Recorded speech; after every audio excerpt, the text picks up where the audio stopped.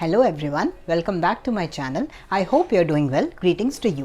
So last video में हमने breathing और रेस्पिरेशन को बहुत अच्छे से डिस्कस किया. हमने देखा कि ब्रीदिंग रेस्पिरेशन से डिफरेंट कैसे है, ब्रीदिंग कहाँ पर होती है, रेस्पिरेशन कहाँ पर होती है. रेस्पिरेशन की हमने प्रॉपर मैंने आपको इक्वेशन भी बताई थी कि कैसे फूड का ब्रेक डाउन होता है in the presence of oxygen और फिर carbon dioxide, waste product, energy and water release होता है. राइट, एनर्जी हमारी बॉडी यूज करती है for everything, for every function that is happening inside our body. उसके लिए हमें एनर्जी की रिक्वायरमेंट है. राइट, तो हमें हमारा यही पॉइंट है कि हमें रेस्पायर करना क्यों है. तो रेस्पायर हमें क्यों करना है, क्योंकि हमें एनर्जी की रिक्वायरमेंट है for every process. Like I am standing right now. Okay, अभी मैं एकदम से भागना स्टार्ट कर दूं, मैं वॉक करना स्टार्ट कर दूं, तो मुझे उसके लिए एनर्जी चाहिए. ओके, इवन जब हम सो रहे होते हैं तो हमारे जो वाइटल ऑर्गन्स हैं हमारी बॉडी के अंदर, हार्ट हो गया, लंग्स हो गए, लिवर हो गया, ब्रेन हो गया, इन सबको ये तो वर्क करते ही रहते हैं. हम सो रहे हैं बट ये सब तो वर्क कर रहे हैं. ऐसा तो नहीं हमारा ब्लड फ्लो होना बंद हो जाता है, हमारा हार्ट भी सो जाता है, ऐसा तो नहीं है. ये सब वर्क करते रहते हैं. ओके, ये हमारे हाथ में नहीं है. ये इसको हम कहते हैं इनवॉलेंट्री ऑर्गन्स. इनवॉलेंट्री थिंग होती है जो जिसको हम कंट्रोल नहीं कर सकते. राइट, आप अपनी डाइजेशन को, रेस्पिरेशन को कंट्रोल कर सकते हो? नहीं कर सकते. अगर आप नहीं चाहते तब भी आपकी डाइजेशन होगी. जब आप खाना खाओ चाहे आप खाना नहीं खाओ, उसी टाइम पे आपकी बॉडी में HCl रिलीज होगा, प्रॉपर चीजें होंगी. ओके, तो ये क्या है, इन सब के लिए क्या चाहिए, एनर्जी की रिक्वायरमेंट है. ओके, तो जो मेन सोर्स है ब्रेकडाउन का वो हमारी बॉडी में क्या है, ग्लूकोज है. तो ग्लूकोज मेनली क्या होता है, ब्रेकडाउन होता है ड्यूरिंग रेस्पिरेशन. तो ये भी आपको बहुत इंपॉर्टेंट पॉइंट है जो याद रखना है. जैसे मैंने आपको बताया था कि रेस्पिरेशन हमेशा ऑक्सीजन की प्रेजेंस में होगी. Right, in the same way respiration को करने के लिए जो इंपॉर्टेंट फूड है दैट इज ग्लूकोज. तो सबसे पहले ग्लूकोज का ही ब्रेकडाउन होगा. अगर बॉडी के अंदर ग्लूकोज की शॉर्टेज है देन क्या ब्रेक डाउन होगा, फैट होगा. फैट के बाद प्रोटीन होगा, लास्ट में प्रोटीन होता है. ओके, तो सबसे पहला जो असेंशियल थिंग है एनर्जी प्रोड्यूस करने के लिए दैट इज ग्लूकोज. तो सेल के अंदर ग्लूकोज का ब्रेक डाउन होगा इन the presence of oxygen. Oxygen कहां से आएगी, ब्रीदिंग से आएगी. राइट, ये सब आपको याद हो गया, रिकैपिचुलेट हो गया, इसका आंसर भी हमें मिल गया. अब आगे हम देखते हैं एक बिल्कुल ही fresh and new topic. Okay, so अब हम देखते हैं कुछ बहुत ही डिफरेंट न्यू टॉपिक. आप देखो, रेस्पिरेशन जो होती है ना हमारे पास, वो दो टाइप की होती है. एक को हम कहते हैं एरोबिक रेस्पिरेशन और एक को हम कहते हैं एनएरोबिक रेस्पिरेशन. ओके, दो टाइप की रेस्पिरेशन है. तो जो एरोबिक रेस्पिरेशन है वो होती है in the presence of oxygen. जो रेस्पिरेशन ऑक्सीजन की प्रेजेंस में हो रही है उसको हम कहेंगे एरोबिक रेस्पिरेशन. ओके, उसमें जो ऑर्गेनिज्म और एरोबिक रेस्पिरेशन शो करते हैं उनको हम कहते हैं एरोब्स. राइट, तो एरोबिक रेस्पिरेशन में क्या होता है, ग्लूकोज का कंप्लीट ब्रेक डाउन होता है. Okay, glucose completely break down होता है और क्या प्रोड्यूस करता है in the end, carbon dioxide, water and energy. Okay, so ये जो एरोबिक रेस्पिरेशन है हमें जो सारे विजिबल ऑर्गेनिजम्स हैं, फिश हो गई, स्नेक्स हो गए, ह्यूमन बीन हो गए, फ्रॉग हो गए, जो भी ऑर्गेनिजम्स हमें दिखते हैं उन सब के अंदर आपको कौन सी रेस्पिरेशन दिखेगी, एरोबिक रेस्पिरेशन दिखेगी. ओके, तो ये आपको क्लियर हो गया अच्छे से. अब आ जाओ एक बार एनएरोबिक रेस्पिरेशन पे.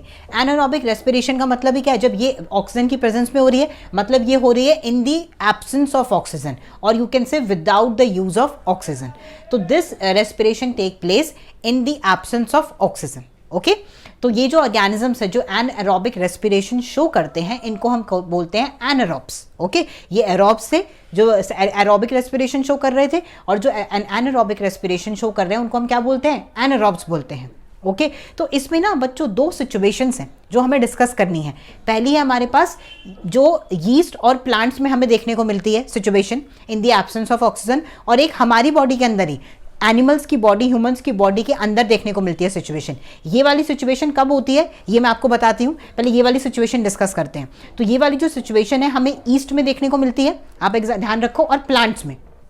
इसमें क्या होता है, glucose without oxygen in the absence of oxygen break down होता है और क्या फॉर्म करता है, एल्कोहल फॉर्म करता है, कार्बन डाइऑक्साइड फॉर्म करता है, एनर्जी फॉर्म करता है. ओके, तो दैट्स वाई हम ईस्ट को यूज़ करते हैं. सारे जो हमारे ब्रेवरेजेस हैं, जो हमारी सारी ड्रिंक्स हैं, वाइन हो गई और विस्की हो गई, बियर हो गई, ये वाली जो चीज़ें होती हैं सब, ये वाली चीज़ें हम किसकी हेल्प से प्रोड्यूस करते हैं, यीस्ट की हेल्प से. हम क्या करते हैं अपने ब्रेवरेजेस को बनाने के लिए, जैसे आप लोगों को पता है जो हमारी वोडका होती है, वोडका आपने सुना हो कभी, तो वो पोटैटो से बनती है. तो पोटैटो का जो स्टार्च जूस होता है उसको हम निकालते हैं और उसके अंदर हम क्या डाल देते हैं, फिर ईस्ट को डाल देते हैं. देन ईस्ट उसमें क्या प्रोड्यूस उसको किस में कन्वर्ट कर देता है, अल्कोहल में, एंड देन वो एक अल्कोहलिक ड्रिंक बन जाती है। तो एक्चुअली में जो वोडका पीते हैं वो क्या है, पोटैटो जूस है एक तरीके के, बट वो अल्कोहलिक इन नेचर है। ओके, वो अल्कोहल किसकी वजह से आया, ईस्ट की वजह से आया। और ये कौन सी रेस्पिरेशन है, एनारोबिक रेस्पिरेशन है, क्योंकि ये विदाउट ऑक्सीजन की प्रेजेंस में हुई है। ऑलराइट, ये आपको समझ आया। और एनर्जी इसमें कम रिलीज होती है, सबसे ज्यादा एनर्जी रिलीज होती है एरोबिक रेस्पिरेशन में, इन दोनों में एनर्जी कम रिलीज होती है। ओके, अब आगे देखो, ये वाली जो सिचुएशन है ना बच्चों, ये एनिमल्स में, ह्यूमंस में आपको देखने को मिलती है कब, जब बहुत ज्यादा विगरस एक्सरसाइज कर ली, जिम कर लिया, ओके, बहुत ही ज्यादा कोई मसल को बहुत ज़्यादा ही हमें स्ट्रेन दे दिया कह सकते हैं। ओके, उस टाइम पे हमारी मसल के अंदर, सिर्फ मसल सेल्स के अंदर क्या होगा, ग्लूकोज ब्रेक डाउन होगा, क्योंकि वहाँ पे ऑक्सीजन की डेफिशिएंसी है, पर ग्लूकोज को तो ब्रेक डाउन होना है, क्योंकि हम क्या करा रहे हैं, हम बॉडी से बहुत ज़्यादा वर्क करा रहे हैं, तो उसको एनर्जी चाहिए ही चाहिए। तो glucose without oxygen break down होना स्टार्ट हो जाएंगे और क्या प्रोड्यूस कर लेंगे, लैक्टिक एसिड। तो एनर्जी तो यूज हो जाएगी, वो प्रोसेस कंप्लीट हो गई। अगर आप रनिंग कर रहे हो, रनिंग हो गई, बट फिर आपकी मसल्स में दर्द होने लग जाएगा, जिसको हम कहते हैं क्रैम्प हो गए। वो क्यों होते हैं, लैक्टिक एसिड की वजह से। तो वो जो क्रैम्पिंग है वो किसकी वजह से हुई, लैक्टिक एसिड, क्योंकि वहां पे लैक्टिक एसिड एक्यूमुलेट हो गया।